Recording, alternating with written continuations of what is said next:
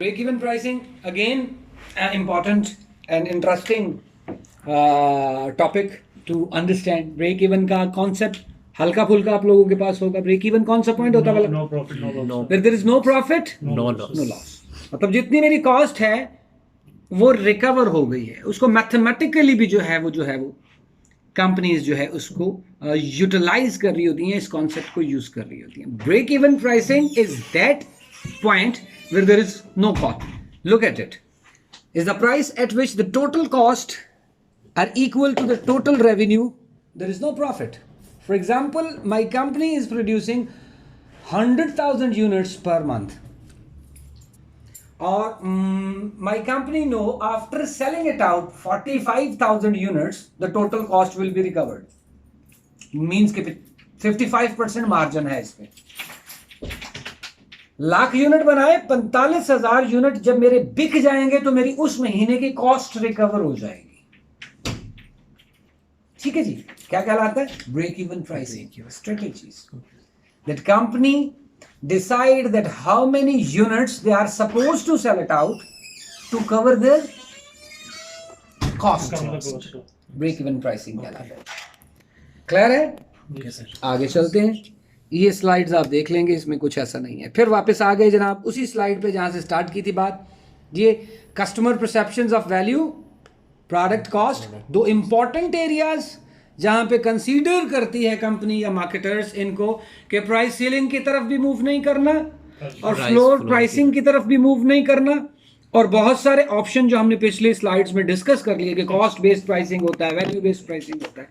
अब आगे की तरफ मूव करते हैं कि वो अदर इंटरनल और एक्सटर्नल कंसीडरेशंस कौन सी हैं जो साथ साथ कॉस्ट और वैल्यू के कंपनी को इन व्यू रखनी पड़ती हैं उसकी प्राइस डिसाइड करने में. So let's check it out.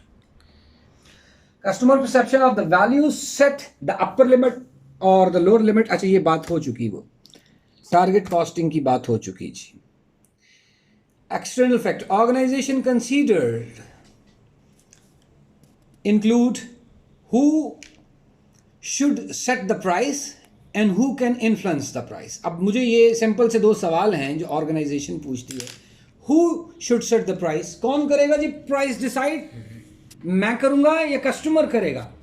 Definitely company करेगी, मगर कस्टमर को माइंड में रखते हुए, उसकी परसेप्शन को जहन में रखते हुए, उसकी वैल्यू जो ड्राइव्ड वैल्यू है या उसकी परसेप्शन है उसको माइंड में रखते हुए company will definitely decide the price. ठीक है ना जी. और who can influence the price? इस सवाल का जवाब क्या है? Customer definitely influence the price. And ना सिर्फ कस्टमर इन्फ्लुएंस कर रहा है प्राइस को, बल्कि कुछ और फैक्टर्स भी हैं जो उसको इन्फ्लुएंस कर रहा है. कस्टमर तो डायरेक्टली इन्फ्लुएंस कर रहा है ना, वो किसी प्राइस पे सेटिस्फाइड नहीं है. वो कहता नहीं जी हाई प्राइस है, तो उसको परचेज नहीं करेगा. तो सारी किए किराए पे कंपनी के पानी फिर गया. तो दूसरे कौन से हैं कस्टमर के अलावा फैक्टर्स इसको इन्फ्लुएंस करते हैं? वो हैं जी अदर इंटरनल और एक्सटर्नल फैक्टर्स.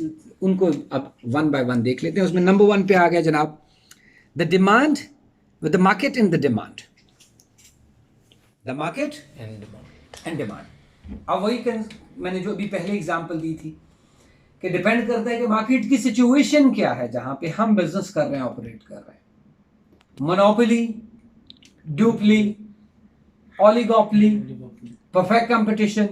मार्केट के किस फेज के अंदर हमारी कंपनी ऑपरेट कर रही है इफेक्ट करता है इस चीज को कि प्राइस क्या डिसाइड की जाए. ऐसा सब ऐसा ही है. मिसाल के तौर पे मेरी कंपनी नहीं है, मेरा फॉर्मुलेशन नया है, there is no other seller, the only company is my company which is selling this product into the market, so definitely I am in position to charge high prices Due to monopoly, due to the market condition. Okay. और अगर और भी competition के अंदर लोग बैठे हुए हैं तो फिर मुझे उनको इन व्यू रखना है कि मेरे कंपेटिटर्स की प्राइसेस क्या चल रही हैं, मार्केट में उसकी डिमांड ऑलरेडी कितनी है, मार्केट में कितने लोग उसको परचेज करना चाह रहे हैं, द डिमांड ऑफ प्रोडक्ट क्या है, उसकी ग्रोथ का लेवल क्या है, शेयर हमारा मार्केट में क्या है. तो ये चीजें भी कंसीडर कर रही हैं. परफेक्ट कंपटीशन में स्टेटस और होगा, ड्यूपली में स्टेटस और होगा, परफेक्ट कंपटीशन में और होगा, मोनोपोली में और होगा. क्लियर है जी? So we can say that demand and market influence the decision making of pricing on companies. तो जब कंपनी प्राइस डिसाइड करेगी, जहां पे वो कस्टमर को जहन में रखेगी, वैल्यू को सामने रखेगी, और साथ साथ उसको जो अदर कंसिडरेशन उसमें ये भी देखना है कि मार्केट सिचुएशन क्या चल रही है, what is the demand status of that particular product and market, then they will decide. So your views about sir internal factors. How do you see sir? Competition और प्योर मोनोपोली, इस पे बात हम लोग पहले भी कर चुके हैं, अभी भी मैं बता चुका। क्लियर है ये? Yes. इसको मैं आगे लेके जा रहा हूं जी। और कौन से हैं जी फैक्टर्स? अभी जो आपने सवाल पूछा था वो है जी comparison of offering in the terms of customer value. मैंने कहा जी सबसे पहले तो कस्टमर वैल्यू हमने ज़हन में रखनी, ये एक पॉइंट जो डेफिनेटली इफेक्ट करता है। Strength of competitors, competitors are those people who are selling the same product or service in the market, मेरे competitor। so उनकी strengths क्या हैं, मुझे अपनी product की pricing करने से पहले इसको भी in view रखना है। influence करती है? the answer is yes। competition pricing strategies, sometime competition को बेस्ड रखते स्ट्रेटेजी। अब नेक्स्ट चैप्टर हमारा स्ट्रेटेजी का है, जो नेक्स्ट 11 नंबर पे चलेगा चैप्टर, वो प्राइसिंग स्ट्रेटेजीज पे है। So competition pricing strategies, customer price sensitivity यहाँ पे ज़रूरी है। प्राइस सेंसिटिविटी, कुछ प्रोडक्ट्स होते हैं जो ज़्यादा सेंसिटिव होते हैं, उनकी प्राइस में थोड़ा सा चेंज भी उसकी डिमांड को बहुत ज़्यादा डिस्टर्ब कर देता है, अप डाउन कर देता है, ज़्यादा प्राइस सेंसिटिव है। और कुछ प्रोडक्ट्स होती हैं जो लेस सेंसिटिव होते हैं कि बड़ा चेंज भी उनकी डिमांड के अंदर ज़्यादा चेंज नहीं लाता। एग्जाम्पल इसकी मर्सिडीज गाड़ी है, फॉर एग्जाम्पल 2,40,00,000 रुपए की गाड़ी है और उसकी कीमत 10 लाख रुपए बढ़ गई। 10 लाख बड़ी अमाउंट है, मगर वो 2,40,00,000 से 2,50,00,000 पे गई तो उसकी डिमांड उतनी ही होगी। जो 2,40 में खरीद रहा है वो 2,50 में भी खरीद लेगा। तो ये लेस सेंसिटिव है इसकी प्राइस। क्या ख्याल है? दूसरी तरफ हम चलते हैं, कोई ऐसी प्रोडक्ट, फॉर एग्जांपल एक पेप्सी की बोतल 20 रुपए की बिकती है तो वो 23 रुपए की हो गई, तो उसकी डिमांड कम हो जाएगी। अब वहां पे 10 लाख रुपए ने डिमांड इतना इफेक्ट नहीं किया जितना 3 रुपए ने इस प्रोडक्ट के अंदर इन्फ्लुएंस कर दिया। तो सेंसिटिविटी को भी इन कंसिडरेशन रखती है कंपनी प्राइस डिसाइड करने से पहले। क्लियर है जी? Okay sir.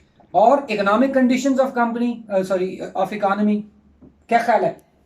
इकोनॉमिक कंडीशन मेरी प्राइस डिसाइड करने को इन्फ्लुएंस कर रही है, मुझे कंपनी अपने ज़हन में रखना है। The answer is yes. अब इकोनॉमिक कंडीशंस क्या है कि आपके मुल्क का स्टेटस क्या चल रहा है, आपकी ग्रोथ क्या है, अनएम्प्लॉयमेंट लेवल क्या है, आपके मुल्क की जो करेंसी है डॉलर के हिसाब से किस तरह चल रही है, आपका जीडीपी क्या है, आपकी पर कैपिटा इनकम क्या है।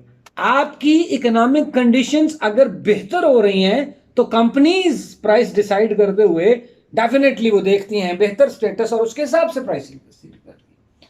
और जिस तरह आजकल कोरोना में चल रहा है, इकोनॉमिक कंडीशंस क्या हो रही हैं? डाउन चलती चली जा रही हैं, रिवर्स हो रही हैं। तो प्राइसिंग करते हुए भी कंपनी सोच रही होती है कि पता नहीं कस्टमर इसको मैनेज कर पाएगा या नहीं कर पाएगा।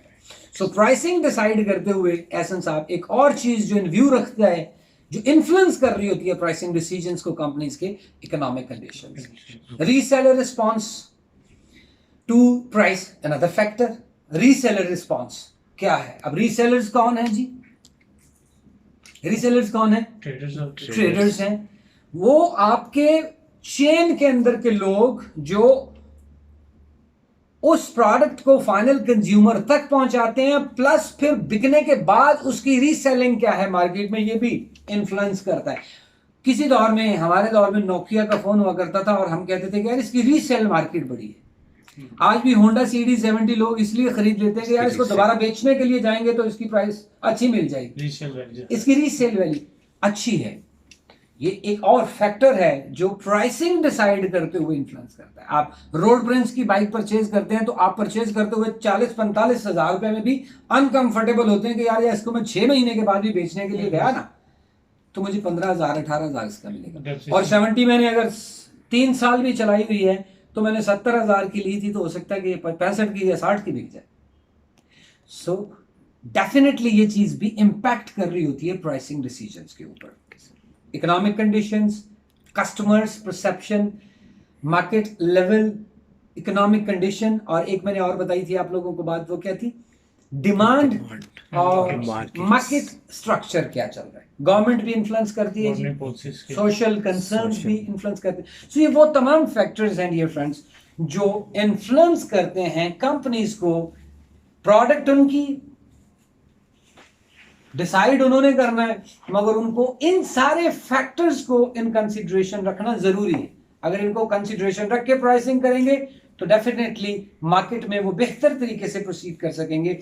और अगर ये डिसीजन अपना प्राइस का वो ठीक ना ले पाए कि कौन सी प्राइस रखनी है, तो मोस्ट प्रॉब्ली बड़ी कंपनी बनाने के बाद, बहुत अच्छा सेटअप बनाने के बाद, बहुत अच्छी प्रोडक्ट बनाने के बाद भी मे बी कि अच्छा रिस्पॉन्स ना आए। So very important decision of setting prices, and companies are supposed to keep in view all these consideration before deciding the price of their product. Got the point? Yes. Yes, sir. So this is the first part of today's lecture. Pricing का एक segment मैंने आज complete किया। Second segment जो है next, जो मैंने upload अभी कर दिया है, वो pricing strategies के बारे में है, जो next class में उसकी आपके पास slides आपके Google Classroom में आ चुकी हैं। उसका जो वीडियो लेक्चर या ऑडियो लेक्चर है वो आपको नेक्स्ट वीक में मैं अपलोड कर दूंगा। Sure. इसको देखिएगा और इस लेक्चर को 2-3 दफा सुनिएगा। कोई क्वेश्चंस हो तो ग्रुप में आए और क्वेश्चन पूछें। Thank you very much. Allah.